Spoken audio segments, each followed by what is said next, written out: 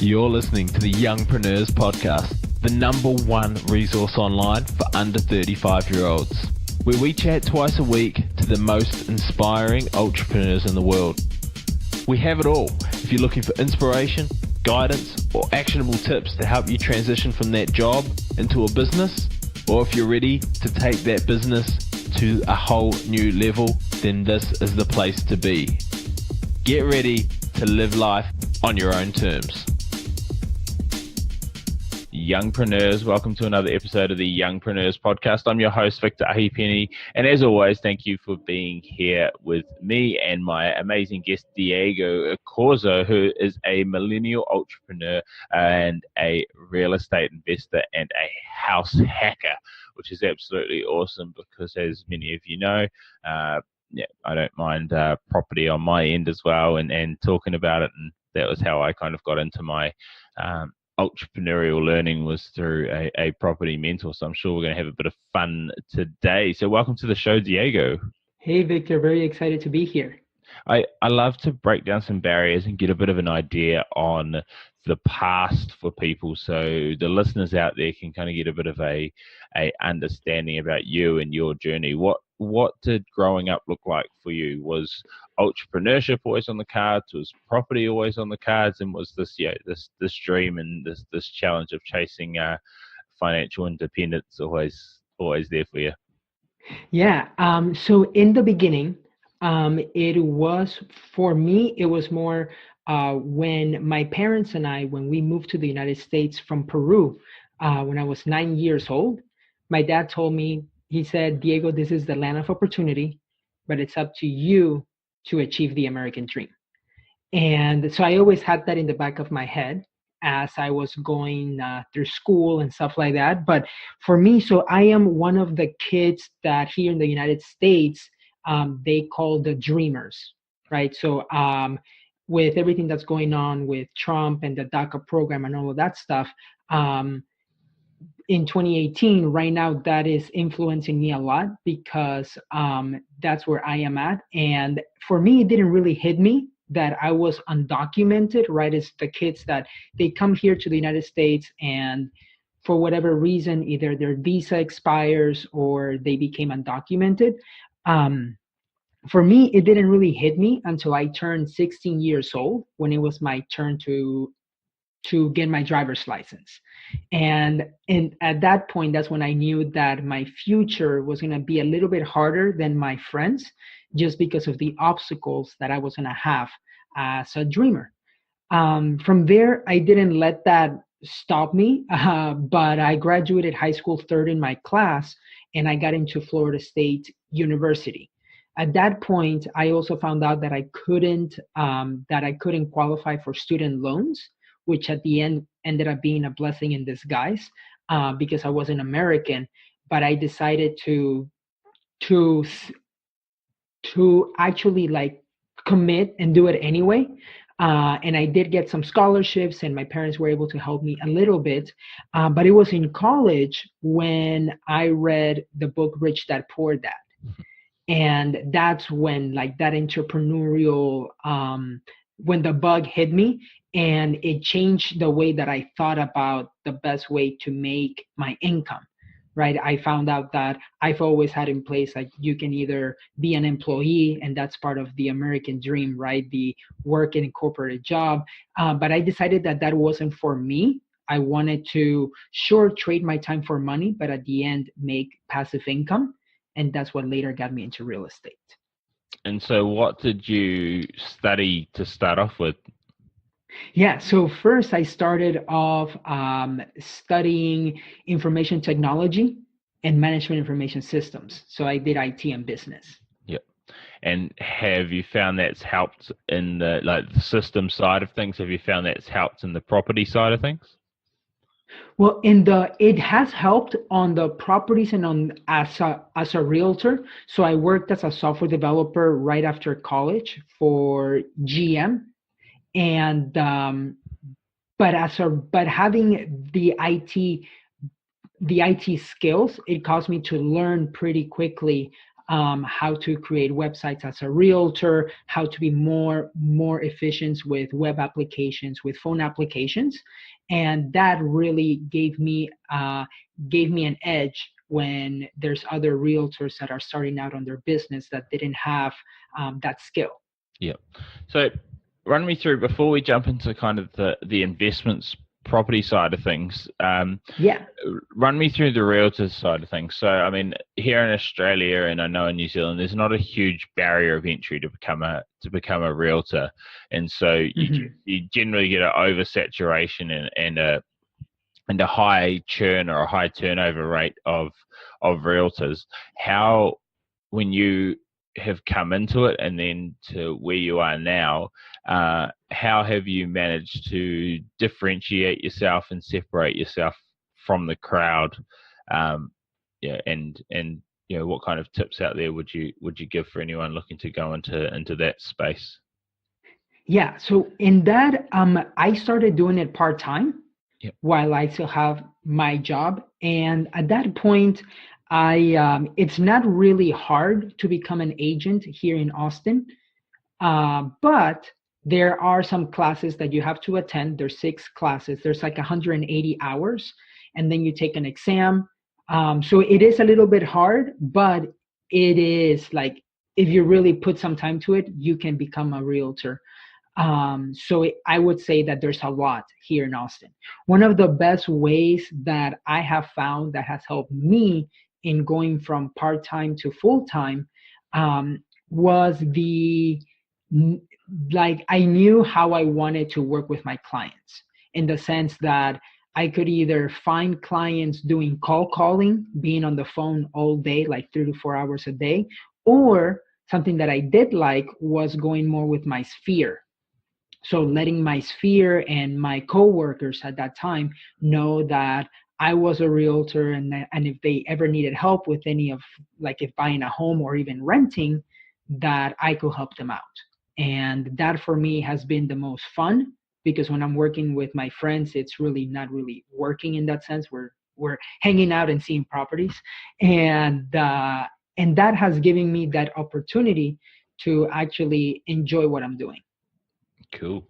And when it comes to the rental property side of things, how did you initially get your foot in the door, and then how have you managed to continue that leverage? Because obviously you need deposits for places, and that's usually the bit that hamstrings a lot of.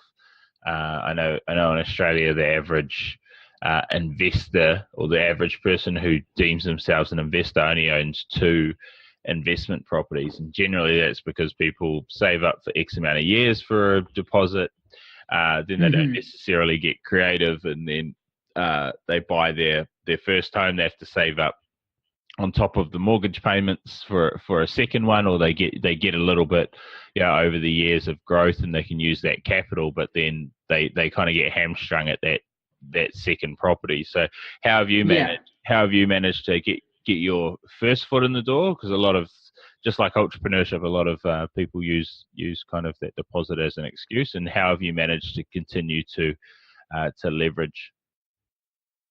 Yeah, so for me, in the beginning here in Austin, if you're going to be living in the property, you only need 5% down payment, or even 3.5%, right? So that really allowed me, I realized that I could buy a home, live in the master bedroom, and live with 3 roommates, right? So I bought a 4-bedroom home, and that is what I call house hacking. And what that allowed me to do is, it allowed me to buy a home with literally, I think it was like 7 or 8 grand cash from my pocket. And from there, I was living for free, because my tenants, my roommates, were paying for my mortgage. And the cool part was that I even made a little bit more than what my house payment was, and that payment actually paid for my car payment. So all of a sudden, since the age of 24, I've been living for free and getting my car paid by other people. So that allowed me to continue to save to later continue investing. Yep. And so with so that first place, having the flatmates and things in there, paying the mortgage. What did the second place look like? Obviously, you can only live in one place at a time. Was that just fully tenanted, and then the same again, or because we call it positively or negatively geared when the rental or when the expenses, the income outweighs the expenses on Yeah. the payment. So was the next house similar, or how did that look? So the next house, I partnered up with a friend of mine, and this one was solely an investment property. So which meant that at this point we needed 20% down. Yeah. And so the home was around 200,000. So I put in 20 and my friend put in 20, and we were able to rent that out, and we were in the positives. Yep. From that. Yeah, and that continued to so I would just make income through my job and being a realtor, and just make that money work for me. In that sense, I kept my expenses low, which was really good at that time, because it allowed me to make that money work for me in the long run. Okay. And then is that how you've kind of made step after step?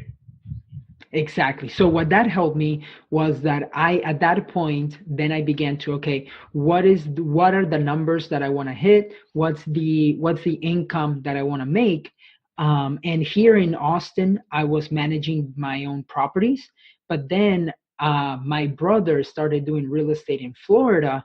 So I began buying homes that he found, and I began to partner up with my dad. And now I'm at the point where I own 2 properties here in Austin and 6 properties in Florida. Yeah. Okay. Nice. And so with that, so I mean, I've got a property investing mentor here in Australia, and he, I'd highly recommend yourself checking out his book. It's called 0 to 130 Properties in 3.5 Years, and it's the #1 selling book and on property investing in Australia. But that aside, him and his business partner, they went to they started off with obviously no properties and went to 130 in 3.5 years. But when he was talking on the weekend, I was actually at an event of his, and he was saying, he currently owns, he set up a managed fund that he's actually investing in the US in commercial property at the moment. He just showed us a place he bought in Dallas, I think it was, over last week. And he said outside of the fund, which he's heavily invested in, I think they've got about 75 million that they're floating around. He said, I currently own 5 properties.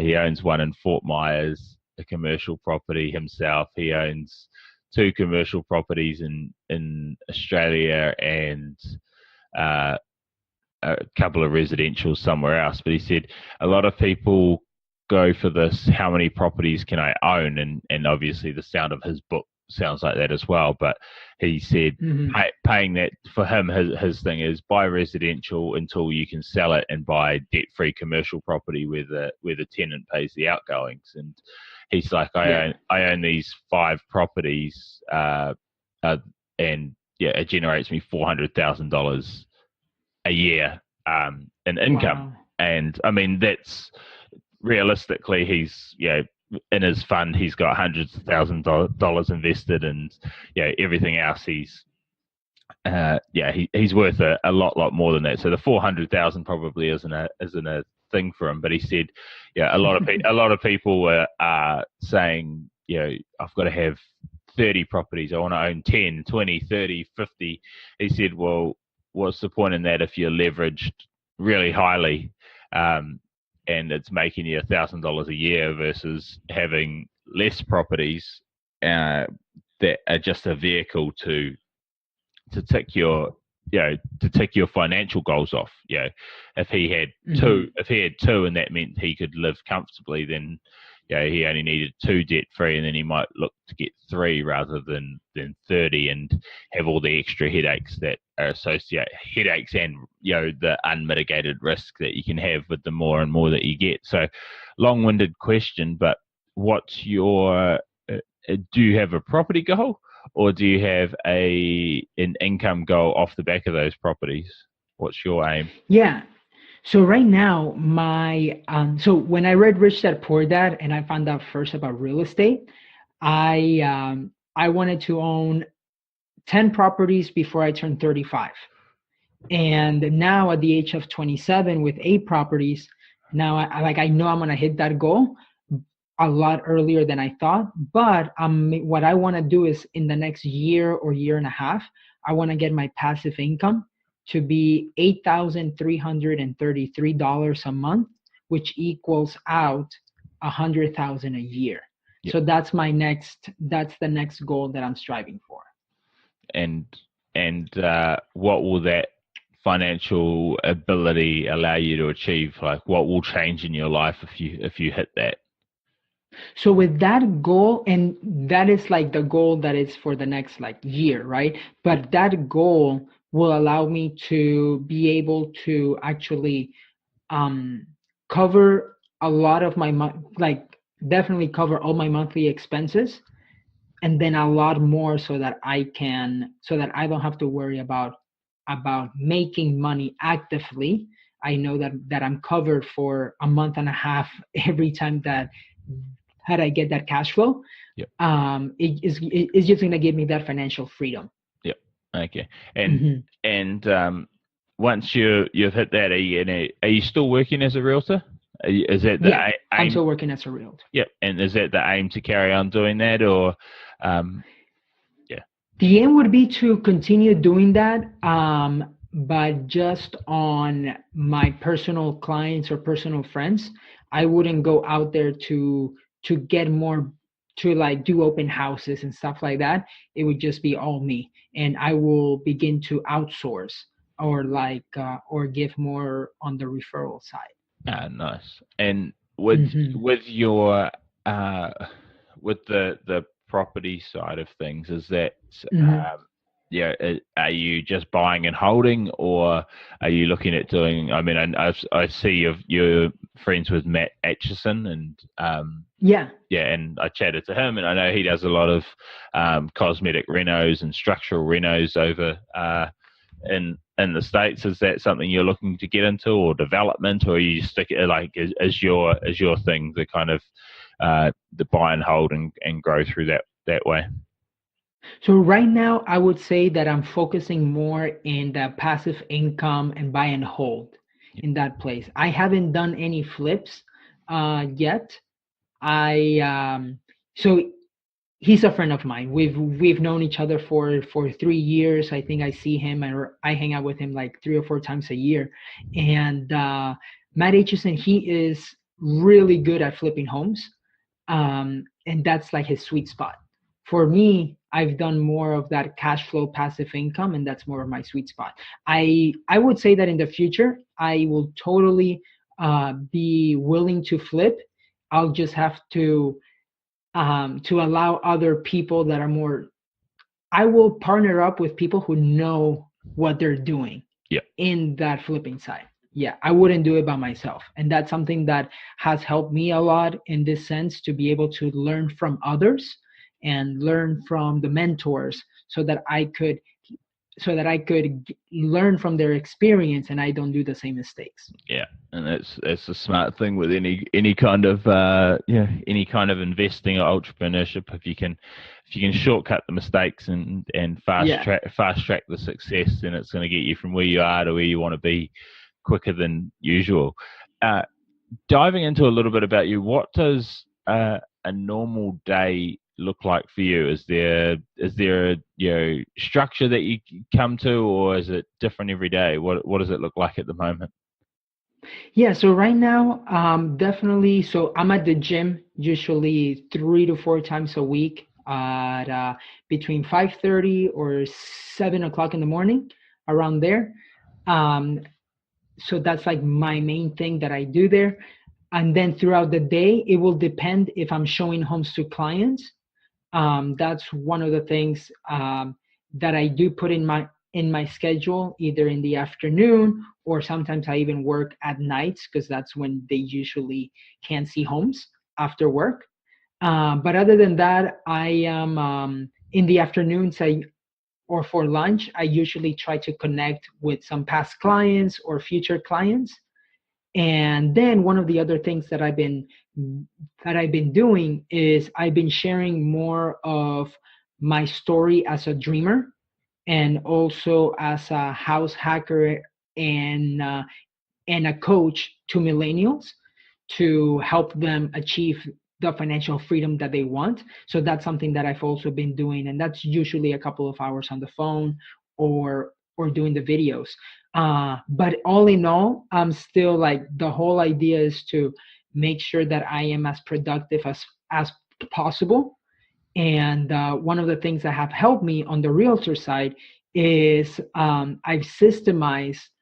So last year I hired an office manager, and I systemize all of the things that are easy to do or that don't require my real estate expertise per se. And I was able to document everything and build a checklist so that I can outsource that to him. And he's been helping me a lot. So now I have more free time and I'm not doing all the paperwork or anything like that. Yeah, nice. So valuing your time at a higher point so that you can leverage and grow even more. Yeah, for sure, for sure. And that has actually made me help me make more money in the long run because I do get that more one-on-one face with other clients. And it's what a lot of people forget really is they think it's because it's going to cost them money, it's going to cost them money. But yeah, if they can do more Yeah, of the higher generating business growth aspects, then it's going to help them actually make more money. In exactly. in regards to the habits that you have, what would you say your best habit is, but also what would you say that your worst or the habit that you're trying to improve the most at the moment that might be, slowing some aspects of you down in any aspect of your life? What would they look like? Yeah, so I would say that one of the best habits that I have, I guess, is on attending events where I can meet people that have more experience than I do and connecting with them in a way that they either become my mentors or I can learn from them in the future and going back and taking action, right? So the personal development, I guess that is something that I try to do every single day or when I invest in myself to go to events. I try to learn as much as I can, but I also want to take action on it so that it doesn't become an entertainment. It's just real education and take action, right? So that's one of the things that I think that has helped me. So I guess if we hone it down to a habit is whenever I am driving or whenever I have free time that I'm just walking around the house or stuff like that, I do have a podcast or an audible book where I am consuming some good content that I can learn from it. As far as habits that I'm working on right now is one of the things that I need to improve on is how often I look at my phone, Hmm. just to like either check on social media or just check on Facebook and stuff like that. I found myself that I'm constantly doing that. So that's something that I just have to know, be like, okay, I'm only going to check Facebook once an hour or something like that. Not whenever I am not whenever I change tasks or stuff like that because I've learned that it usually distracts me for longer than I really wanted to. Yeah, it's a killer, and it's been something I actually deleted the app off my phone not so long ago. So I've Mm, still got Messenger. I've still got Messenger, and on on my computer, I've got an extension called Facebook Feed Eradicator. So mm. it gets rid of the feed when you log in. You can still see other people's pages if you want, and you still get your notifications, but it stops that mindless scrolling, as I call it, Yeah, when you're just trying to either waste time or you don't want to move on to the next task, or you're trying to exactly. give yourself that little dopamine kick, which is what I think a lot of us are guilty of. final question. What's your favorite book outside of kind of Rich Dad Poor Dad that's had the biggest influence on you, maybe in the last 12 months or over the last little while? Yeah, for me, it has been more of the book that has influenced me recently has been the E-Myth. Yeah. The E-Myth, yeah, and that book was the one that gave me that extra, like that boost, so that I could hire my first employee and be able to systemize my business in a way that I'm not doing all of the tasks. Yeah. It's a huge. It's by Michael Gerber, isn't it? The book. Yeah. It's exactly. It's a Michael Gerber. Yeah, it's a massive one. And again, we already talked about part of the myth is that people think it's going to cost them money to hire people, whereas if it's set up properly, it's going to allow leverage for your business and allow you to do your best tasks. So really, really interesting. So final question of the day: 2 years time, what are you doing and where are you doing it? 2 years time, I see myself being a speaker and sharing my story in front of an audience of, let's say, 500 people. Nice. Yeah, and I'm teaching them about financial freedom and the person that they need to become to achieve that. That's awesome. So I just want to thank you for jumping on, and I really appreciate your story and the tenacity that you've got, and it's been an absolute pleasure to hear it, and I'm sure a lot of people will gain motivation. I love putting forward people to the world who do live by this kind of podcast mantra of living life on your own terms, but they also don't let excuses get in their way and you've obviously overcome a lot of them. So thank you so much for jumping on the show. Thanks for becoming, and we just want to welcome you to the Youngpreneurs family. If people want to find out more about you or connect, where can they go and what can they do? If they want to connect more with me, they can find me on Facebook, Diego Corzo. They can email me info@diegocorzo.com, and they can also learn about house hacking at househackingclub.com. Awesome. We'll link all of that at passiveincomeyoung.com as always, with everything else that we've spoken about. It's been an absolute pleasure, and I look forward to in the next couple of years being in that audience of 500 people and listening to you influence and motivate the future generation. It's been an absolute pleasure. Thank you, Victor. Have a good day. Thanks for listening to the Youngpreneurs podcast. This was proudly brought to you by the Podcast Institute, the #1 training resource to take your business from chasing leads to leads chasing you, and from an absolute amateur to a full-blown authority. If you're looking to take your business to the next level, then a podcast is the obvious answer. You can get national and global exposure in a very fast time, and it's just exactly what I've done with this podcast. So if you want to find out more, get a checklist on how you can get started for under $60, and to find out more through a small training video that I've prepared for you all, then please check out passiveincomeyoung.com/podcast training.